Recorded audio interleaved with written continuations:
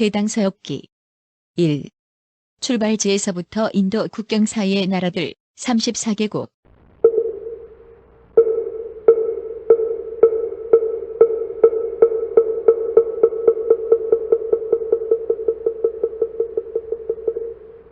승도들의 성품은 온화하고 조용하며 부지런히 정진하고 게으르지 않다. 그들은 모두 나이가 지긋이 들었고 덕이 있으며 석학인데다 재주도 높아 뛰어난 인재들이 멀리서부터 이들의 뜻을 사모하여 이곳에 모여들었다. 국왕과 대신들 그리고 서민과 부호들은 사사공양을 해오면서 오래전부터 경배를 더해오고 있었다. 옛 선원들의 말에 의하면 옛날 이 나라의 선왕은 삼보를 숭배하고 공경하였다. 그가 장차 여러 지방을 유람하며 부처님의 유적지를 돌아보고 예배하고자 하여 동생에게 자신이 자리를 비우는 동안 국사를 돌봐줄 것을 명하였다. 그 동생은 명령을 받은 뒤 남몰래 스스로 거세하여 훗날 생길 변고를 미연에 방지하고자 하였다. 그는 거세된 자신의 남군을 금상자에 넣어 봉한 뒤에 왕에게 가지고 가서 바쳤다. 왕이 물었다. 대체 이것이 무엇인가? 동생이 답하였다. 돌아오시는 날에 열어보십시오. 왕은 이것을 받아서 집사에게 맡기고 군사를 딸려 지키도록 하였다. 그 후 왕이 순례를 마치고 돌아오자 과연 모반을 일으키려는 어떤 자가 왕에게 이렇게 말하였다. 왕께서 나라를 다스리도록 명하셨지만 왕의 동생은 왕궁 안에서 음란한 짓들을 하며 지냈습니다. 왕이 이 말을 듣고 진노하여 동생을 엄벌에 처하려고 하였다. 그러자 동생이 말하였다. 감히 죄를 피하여 도망치려고 하지는 않겠습니다. 하지만 금상자를 한번 열어보십시오. 왕이 곧 그것을 열고서 들여다보니 그 속에는 거세된 남군이 들어있었다. 왕이 물었다. 이 괴이한 물건으로 무엇을 밝히려고 하는 것이냐? 동생이 대답하였다. 왕께서 옛날 사방으로 순례를 떠나실 때에 저에게 대신 국사를 다스리도록 맡기셨습니다. 저는 분명 참화가 있을 것임을 염려해서 스스로 거세를 하여 밝히고자 했던 것입니다. 이제 과연 증거를 세울 수 있게 되었으니 부디 널리 헤아려 주시기 바랍니다. 왕은 크게 놀라고 기이하게 여겨서 동생에 대한 애정이 더욱 두터워졌으며 왕의 동생이 후궁을 출입하는 것에 대해 금지하거나 거리낄 것이 없었다. 후에 왕의 동생은 길을 가다가 어떤 사람이 500마리의 소를 데리고 가는 것을 보았는데 그 사람은 소들을 거세하려던 길이었다. 그는 이 광경을 보면서 생각하였다. 나 같은 저지의 중생을 만나니 감회가 더하는구나. 내가 지금 불구가 된 것도 어찌 수겁이 아니겠는가. 그리고 나서 그는 재물을 주고 이 소떼들을 샀다. 그러자 자선의 힘으로 인하여 남성이 점차 본래대로 회복되었다. 그는 몸이 정상으로 돌아온 뒤에는 결코 궁에 들어가지 않았다. 왕이 이상하게 여겨서 그 까닭을 물었다. 그러자 동생은 이래 자초지종을 설명해 주었다. 왕이 이를 기이하고 특이하다고 생각하여 곧 가람을 짓게 하여 그의 아름다운 자취를 널리 알리고 미담을 후세에 전하게 한 것이다. 이곳에서 서쪽으로 600여 리를 가면 작은 모래사막이 나오는데 그곳을 지나면 발록가국에 이르게 된다. 3. 발록가국. 발록가국은 동서로 600여 리이고 남북으로 300여 리에 이르며 나라의 큰 도성은 둘레가 5, 6리이다. 토산품이나 기후, 사람들의 성품이나 풍속, 그리고 문자와 법칙은 굴지국의 것과 똑같으며 언어는 조금 다르다. 무직과 배제품은 아주 섬세하여 이웃나라에서 귀중히 여길 정도이다. 가람의 수는 10곳이고 승도의 수는 1000여 명에 이른다. 소승의 가르침인 설일체 유부를 배우고 익히고 있다. 나라의 서북쪽으로 300여 리쯤에 있는 모래사막을 건너면 능선에 이른다. 이곳은 곧 총령의 북원이다. 많은 물이 동쪽으로 흐른다. 산골짜기에는 눈이 쌓여 있는데 봄과 여름에도 얼음이 얼어있다. 이따금 얼음이 녹을 때도 있지만 이내 다시 결빙된다. 길은 몹시 험하고 찬바람이 매섭게 불어댄다. 사나운 용이 지나는 사람에게 해를 입히는 일이 많으므로 이 길을 지나는 사람은 검붉은색의 옷을 입거나 조롱박을 갖고 있거나 큰 소리를 질러서는 안 된다. 만일 조금이라도 이것을 거스르면 재난을 만나게 되는데 거센 바람이 미친 듯이 불어대고 모래가 휘몰아치며 돌멩이가 비처럼 쏟아진다. 이런 재난을 만나게 되면 죽게 되어 목숨을 부지하기가 어렵게 된다. 산길을 400여리 가다 보면 대청지에 이르게 된다. 둘레는 1000여리에 달하는데 동서로 길고 남북으로는 좁다. 사방이 산에 둘러싸여 있어서 수많은 물줄기들이 교차하며 모여든다. 물은 청흑색을 띠었고 쓴맛과 짠맛을 함께 지니고 있다. 호탕하게 흐르는 물은 큰 파도가 사납게 일어나 물보라를 일으키며 흐른다. 용과 물고기가 뒤섞여 살고 있으며 신령스럽고 괴이한 일들이 이따금 일어난다. 그러므로 오고 가는 나그네들은 그 복을 빌며 기도를 한다. 비록 어류가 많으나 감히 물고기를 잡지 않는다. 청지의 서북쪽으로 500여 리를 가다 보면 소엽수성에 이른다. 성이 둘레는 6-7리이고 여러 나라의 장사치 오랑캐들이 뒤섞여 살고 있다. 땅은 기장과 보리, 포도에 적합하며 숲은 우거져 있지 않다. 바람이 차서 사람들은 모직 옷을 입는다. 소엽의 서쪽으로는 수십 개의 외딴 성들이 있는데 각 성마다 각자의 우두머리를 옹립하고 있다. 비록 서로 명령을 내리거나 받지는 않지만 모두가 돌궐족에 복속되어 있다. 소엽수성에서 갈상나곡 사이의 땅 이름을 솔리라고 하며 사람들 또한 그렇게 불린다. 문자와 언어도 그 명칭에 의거해서 그렇게 불리고 있다. 자원은 간략하며 본래 20여 개의 문자를 썼다가 점차 어휘가 늘어나서 언어의 사용이 더욱 다양해져 갔다. 약간의 기록이 남아있는데 문장은 세로로 읽는다. 서로 전수하는데 스승과 제자 관계가 바뀌지 않는다. 의복은 털옷이나 고운 무명을 입는다. 위아래 옷의 품은 좁으며 머리를 가지런하게 하여 정수리를 드러내거나 혹은 모두 삭발하여 비단을 이마에 두른다. 그들의 체형은 크지만 성품은 겁이 많으며 풍속은 경박하고 참되지 못하다. 남을 교묘하게 속이는 일이 많으며 대체적으로 욕심이 많고 고하는 것이 많다. 부자간에도 이익을 계산하며 재산이 많은 것을 귀하게 여긴다. 높고 낮은 신분에 대한 차별이 없으며 비록 부유한 사람이라 할지라도 옷과 음식이 거칠고 초라하며 밭을 일구는 자와 이익을 추구하는 자가 반쯤 섞여 있다. 소엽성에서 서쪽으로 400여 리를 가다 보면 천천에 이른다. 천천은 그 땅이 사방 200여 리에 달하는데 남쪽으로는 설산을 바라보고 다른 삼면은 평지에 접하고 있다. 그 땅은 물이 많아서 비옥하고 숲은 울창하여 나뭇가지가 사방으로 퍼져 있다. 음력 3월에는 온갖 꽃들이 피어나 아름다운 비단과 같다. 샘이나 연못이 천곳이나 있어서 천천이란 이름이 붙었다. 돌궐의 극한이 언제나 더위를 피해 이곳으로 왔는데 그 속에는 사슴떼들도 있었다. 그런데 사슴들은 방울과 고리 등으로 갖가지 장식을 하였으며 길이 들어서 사람들과도 잘 어울렸고 놀라 달아나지도 않았다.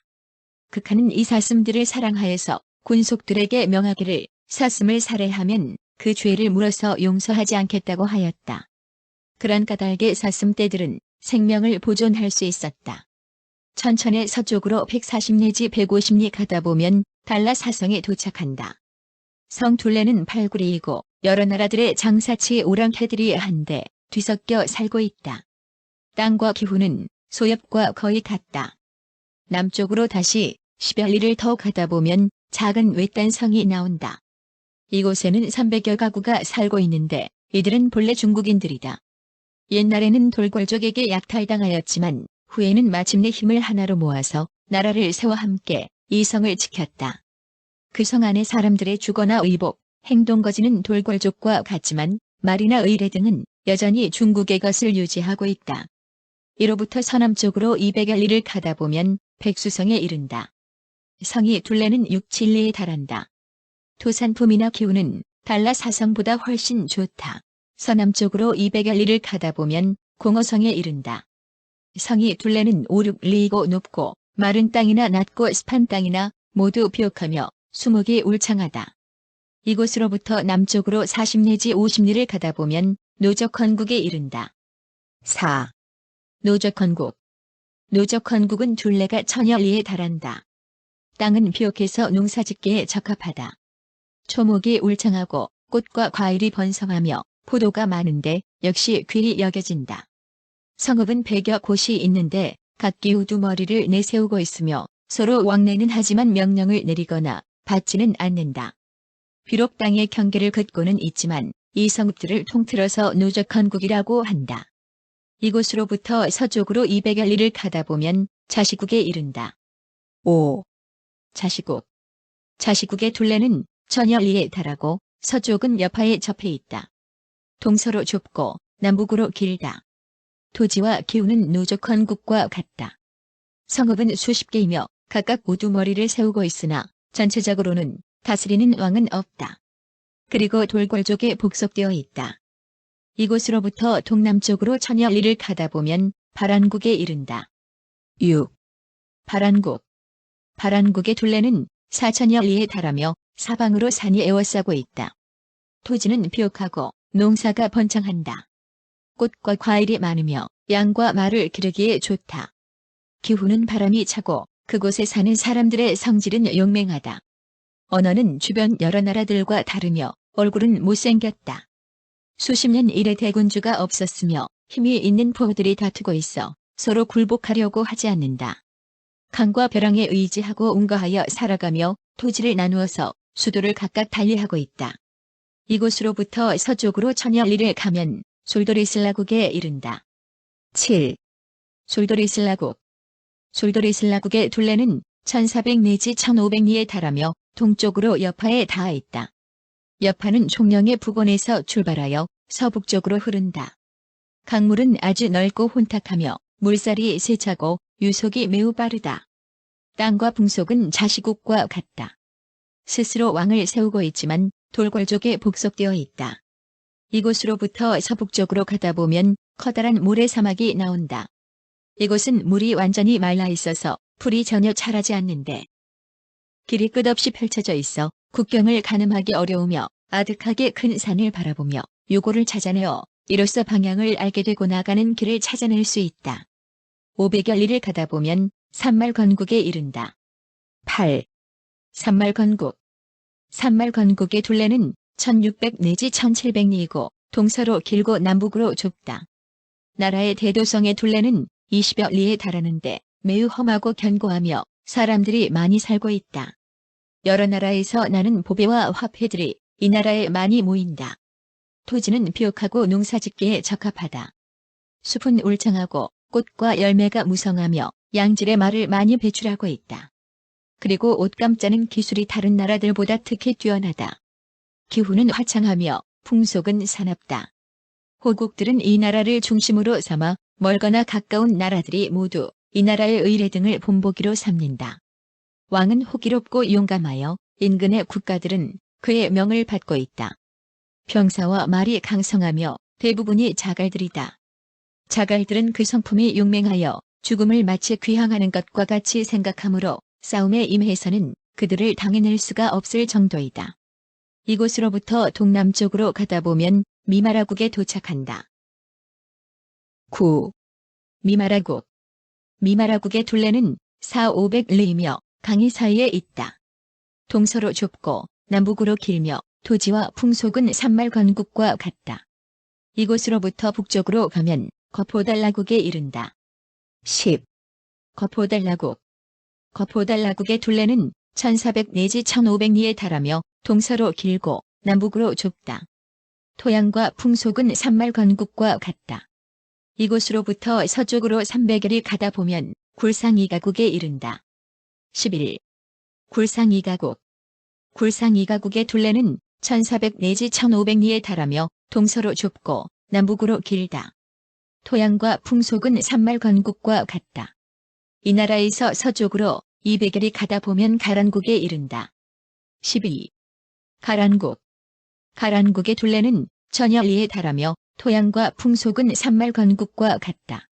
이 나라로부터 서쪽으로 400여리 가다 보면 포갈국에 이른다. 13. 포갈국. 포갈국의 둘레는 1600 내지 1700리에 달하며 동서로 길고 남북으로 좁다. 토양과 풍속은 산말건국과 같다. 이 나라로부터 서쪽으로 400여리 가다 보면 벌지국에 이른다. 14. 벌지국. 벌지국의 둘레는 400여 리에 달하며 토양과 풍속은 산말건국과 같다.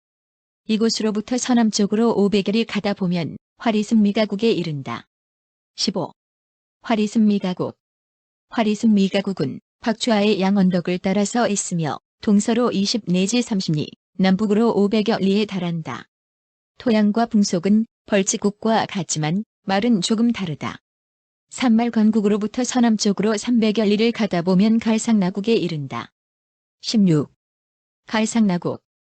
갈상나국의 둘레는 1400 내지 1500리에 달하며 토양과 풍속은 산말 건국과 같다. 이곳으로부터 서남쪽으로 200여 리를 가다 보면 산 속으로 들어가게 되는데 산길은 험난하고 시내를 따라 난 길은 위험하며 사람들이 사는 마을이 나오지 않고 또한 물과 불이 거의 없다. 동남쪽으로 산길을 300여 리 가다 보면 철문에 들어가게 된다. 철문은 좌우로 산을 끼고 있는데 산은 매우 높고 험하다. 비록 길이 있기는 하지만 좁은 데다가 험하기까지 하다. 양쪽으로 돌로 만든 벽이 있는데 그 색이 철과 같다. 문짝에는 철로 만든 꺽쇠가 달려있다. 철로 만든 많은 방울은 여러 문짝에 매달려 있다. 이렇게 험하기 때문에 갈상날란 이름을 갖게 되었다. 철문을 나오면 도화라국에 이른다. 이 땅은 남북으로 1000여 리이고 동서로 3000여 리에 달한다. 동쪽은 총령으로 막혀 있고 서쪽은 파라사에 접해 있다. 남쪽은 대설산이 있고 북쪽은 철문에 의거해 있다. 박추하가 그 나라의 가운데를 가로지르면서 서쪽으로 흐르고 있다. 수백 년 이래로 왕족은 그 후사가 끊겼으며 우두머리들은 서로 힘을 겨루어 각각 제멋대로 군장을 내세우고 있다. 강과 산의 험준함에 의지하여 운거하고 있으며 27국으로 나뉘어져 있다. 비록 경계를 긋고 지역을 나누고는 있지만 모두 다 돌궐에게 복속되어 있다. 기후는 본래부터 따뜻하며 질병 또한 많다. 늦겨울과 초봄 사이에 장마가 계속 이어지므로 이 지역의 남쪽인 남파 이북에 위치한 나라들의 풍토에는 역시 열병이 많다. 승도들은 12월 16일에 안거에 들어가서 3월 15일에 안거를 해제한다. 이것은 모두 비가 많은 것에 기인한 것이며 또한 가르침에 적당한 시기를 따른 것이다. 이 나라의 풍속은 사람들이 겁이 많고 겉모습이 비루하여도 어느 정도 신의는 알고 있어서 심하게 거짓말을 하거나 사기를 치지 않는다. 말이나 행동거지들은 다른 나라들과 조금 다르다. 25개의 자모를 갖고 점차 결합시키면서 모든 사물들을 표현할 수 있게 되었다. 글은 가로수기를 하는데 왼쪽으로부터 오른쪽으로 향한다. 문서와 기록이 점점 많아져서 솔리국보다 더 많다. 대부분의 사람들이 고운 무명옷을 입지만 소수의 사람들은 털옷을 입는다. 금과 은으로 만들어진 화폐를 사용하며 모양은 다른 나라들과 다르다. 박추하를 따라서 북쪽 하류로 내려가면 달밀국에 이른다. 17. 달밀국. 달밀국은 동서로 600여 리이고 남북으로 400여 리이며 나라의 큰 도성의 둘레는 20여 리이고 동서로 길고 남북으로 좁다. 가람은 10여 곳이며 승도들은 1000여 명에 이른다. 모든 솔도파와 불존상은 매우 신비롭고 기이하며 영험이 있다. 이곳으로부터 동쪽으로 가다 보면 저강년나국에 이른다. 18. 저강년나국. 저강년나국은 동서로 400여 리이고 남북으로 500여 리에 달하며 나라의 큰 도성의 둘레는 10여 리이다. 가람은 5곳이고 승도들은 매우 적다. 이곳으로부터 동쪽으로 가면 홀로마국에 도달한다. 19. 홀로마국. 홀로마국은 동서로 100여 리이고 남북으로 300여 리에 달하며 나라의 큰 도성의 둘레는 10여 리이다. 왕은 해수돌궐족이다. 가람은 2곳이며 승도들은 100여 명이다. 이곳으로부터 동쪽으로 가면 수만국에 이른다. 20. 수만국. 수만국은 동서로 400여 리이고 남북으로 100여 리에 달하며 나라의 큰 도성의 둘레는 16 내지 17리 정도 된다. 왕은 해수돌궐족이며 가람은 2곳이고 승도의 수도 아주 적다. 서남쪽으로 박추하에 임하여 가다 보면 국화연나국에 이른다.